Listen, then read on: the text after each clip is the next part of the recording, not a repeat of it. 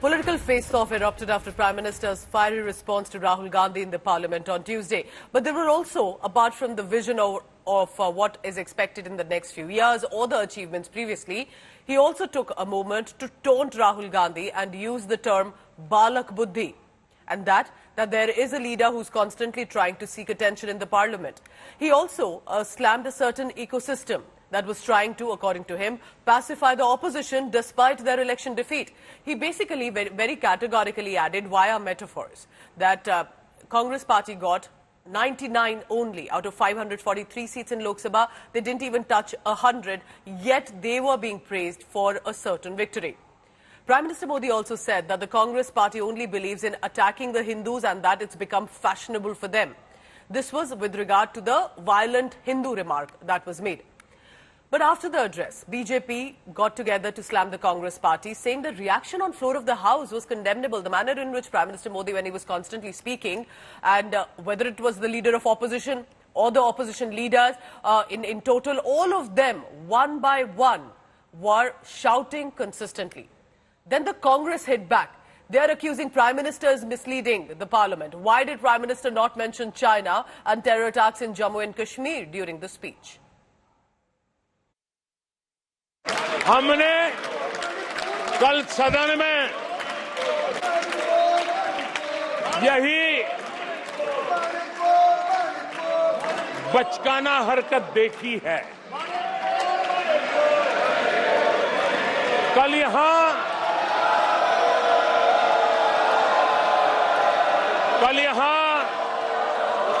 बालक बुद्धि का विलाप चल रहा था। मुझे मारा गया, मुझे इसने मारा, मुझे उसने मारा, मुझे यहां मारा, मुझे वहां मारा, ये चल रहा था। आदरणीय सभापति जी, सिंपैथी हासिल करने के लिए ये नया ड्रामा चलाया गया है। लेकिन देश ये सच्चाई जानते हैं कि ये हजारों करोड़ रुपए उसकी हेराफेरी के मामले में जमानत पर बाहर है।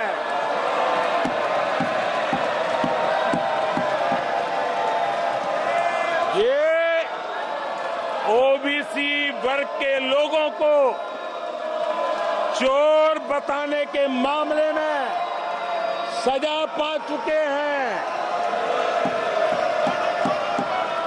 इनको देश की सर्वोच्च अदालत पर गैर जिम्मेदाराना बयान देने के बाद माफी मांगनी पड़ी है। इन पर महान स्वातंत्र सेनानी वीर सावरकर जैसे महान व्यक्तित्व का अपमान करने का मुकदमा है। इन पर देश की सबसे बड़ी पार्टी के अध्यक्ष को हत्यारा कहने का मुकदमा चल रहा है।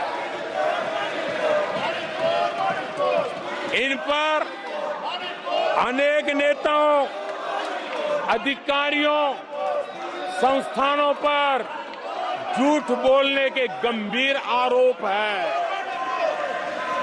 और वो केस चल रहे हैं। आदरणीय सभापति जी, बालक बुद्धि में ना बोलने का ठिकाना होता है और न ही बालक बुद्धि में व्यवहार का कोई ठिकाना होता है। कांग्रेस के नेताओं के बयानों में ये बयानबाजी ने शोले फिल्म को भी पीछे छोड़ दिया है।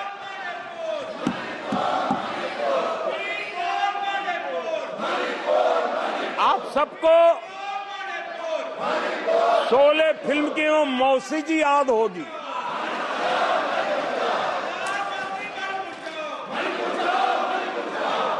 तीसरी बार तो हारे हैं, पर मौसी ये बात तो सही है, तीसरी बारी तो हारे हैं, पर मौसी मोरल विक्ट्री तो है ना। आदरणीय सभापति जी, 13 राज्यों में 0 सीटें आई हैं। अरे मौसी, 13 राज्यों में 0 सीटें आई हैं, पर हीरो तो है ना।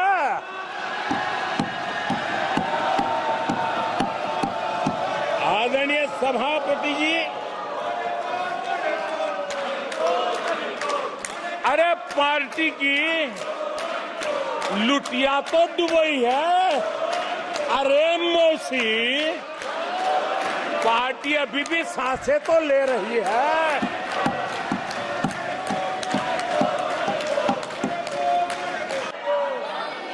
(1984) उस चुनाव को याद कीजिए। उसके बाद इस देश में 10 लोकसभा के चुनाव हुए। 10 लोकसभा के चुनाव हुए। 84 के बाद 10-10 लोकसभा के चुनाव होने के बावजूद भी कांग्रेस 250 के आंकड़े को छू नहीं पाई है।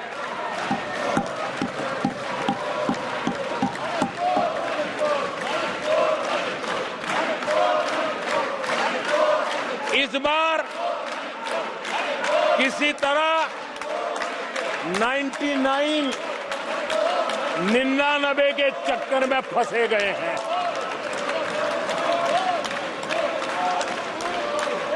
आदरणीय सभापति जी, मुझे एक किस्सा याद आता है।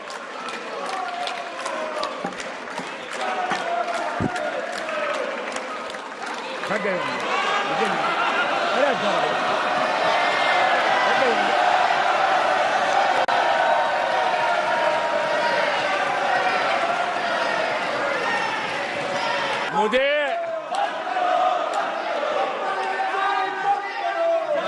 एक किस्सा याद आता है। आदरणीय सभापति जी, मुझे एक किस्सा याद आता है। 99 मार्क्स लेकर एक बालक घमंड में घूम रहा था और देश सबको दिखाता था, देखो कितने ज्यादा मार्क्स आए हैं। तो लोग भी जब 99 सुनते थे तो शाबाशी देते थे, बहुत उसको हौसला बुलंद करते थे। तो फिर उनके टीचर आए कि भैया किस बात की मिठाई बांट रहे हो, ये 100 में से 99 नहीं लाया, ये तो 543 में से लाया है।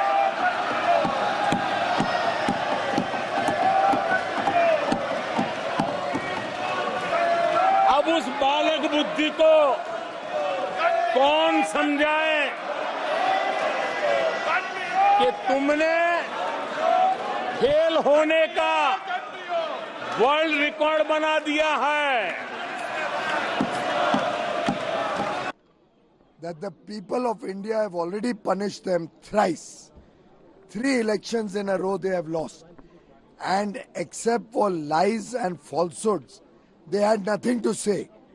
And they recognize that the Prime Minister will be opening their lies to reality, will be showing the world the truth. And which is why they wanted to run away from a discussion. If they had anything to say, they should have responded to the Prime Minister.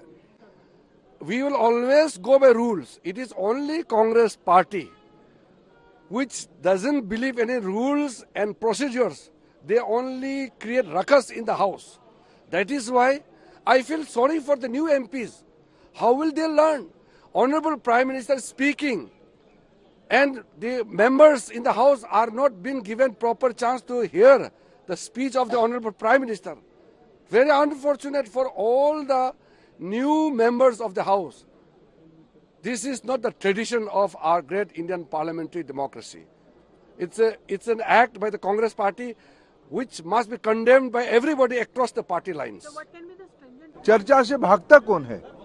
मुद्दा उठाओ, सुनने की, सत्य सुनने की ताकत नहीं है, भाग जाना ये उनकी तरीका है। ये एक इस प्रकार की पार्टी जो ऐसे ही तो नीचे जा रहे हैं, लेकिन फिर भी ये उम्मीद कांग्रेस पार्टी से नहीं था कि उनकी व्यवहार इतनी ओछी होगी। राहुल जी को जैसे मैंने कहा है, वो एक स्टैंड अप कॉमेडियन एक्ट था, क्योंकि उन्होंने जितने हमारे देवी देवता हैं, जितने भी हमारे भगवान हैं, सबको जो है कांग्रेस का ब्रांड एम्बेसडर बना दिया। उन्होंने कहा जो उन्होंने आशीर्वाद में हाथ उठाया है, वो एक्चुअली में जो शिवजी जी ने हाथ उठाया है वो कांग्रेस वाला हाथ है। ये उनके बयान है, ये उनका भाषण था। तो खैर हम तो लोग हंस ही रहे थे। उन्होंने ये भी कहा कि जो अल्लाह की दुआ में हाथ उठाते हैं वो भी कांग्रेस का हाथ है। तो आज जो भी हाथ उठाते हैं भगवान, उन्होंने सबको जो है कांग्रेस का प्रचारक बना दिया और उन्होंने कई आपत्तियां जताई। ये आई थिंक उनको माफी मांगनी चाहिए इस बयान को लेकर। जब आपके पास तथ्य और तर्क समाप्त हो जाते हैं, तब आप इस तरीके की घटना को आप अंजाम देते हैं, तब इस तरीके से आप चीजों को सुनने की बजाय हंगामा करने का आप काम करते हैं। प्रधानमंत्री जी के भाषण में गतिरोध उत्पन्न करना, सिर्फ हंगामा खड़ा करने के उद्देश्य से विपक्ष ने हंगामा करने का काम किया। क्यों? क्योंकि विपक्ष के पास अब कोई तर्क और तथ्य बचा नहीं है। Rahul ji has given a clear-cut statement on truth. Which statement Rahul ji has given in a wrong way? Prime Minister has given a wrong statement. So many things. He misled House. एक PM के चेहरे और भीतर में इतना डर और इतना खौफ हो सकता है राहुल गांधी जी का, वो जिस तरीके से बात कर रहे थे, उन्होंने एक बात भी सच्चाई के साथ नहीं बोला। उसको सच न सुनने की ताकत है, न सच का सामना करने की ताकत है।